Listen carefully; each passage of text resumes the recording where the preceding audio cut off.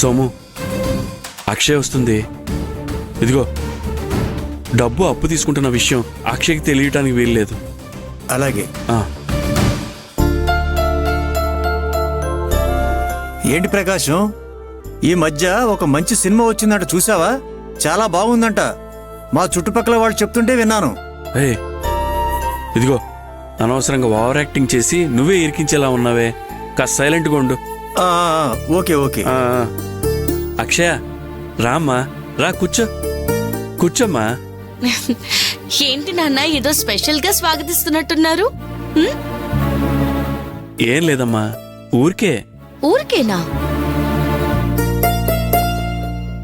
మీ ఇద్దరి మొహాలు చూస్తుంటే నాకెందుకో డౌట్ కొడుతుంది.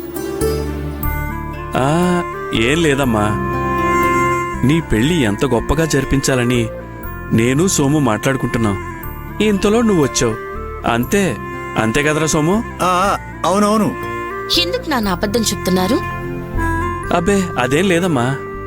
నాన్న, మీ మొహం చూస్తుంటే నా పెళ్లి ఎంత గొప్పగా జరిపించాలా అని ఆలోచిస్తున్నట్టుగా లేదు. అసలు ఈ పెళ్లి ఎలా జరిపించాలా అని దిగులు పడుతున్నట్టుగా ఉంది. అర్థమైందమ్మా. ఇల్లు కట్టి చూడు, పెళ్లి చేసి చూడు అని పెద్దలు ఊరికే అనలేదు. అది మనలాంటి మధ్యతరగతి వాళ్ళకైతే తల మీద భారమే అంటే నమ్ము. మీరు బాధపడకండి నాన్న. అమ్మ ఆ డాక్యుమెంట్స్ ఇస్తానని ఒప్పుకుంది కదా. లేదమ్మా, నేనేం బాధపడట్లేదు. నువ్వే ఏదేదో ఊహించుకొని నేను బాధపడుతున్నట్టుగా నువ్వు అనుకుంటున్నావు.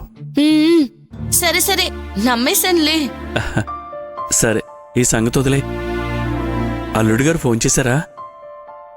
లేదు నాన్న. అవునా?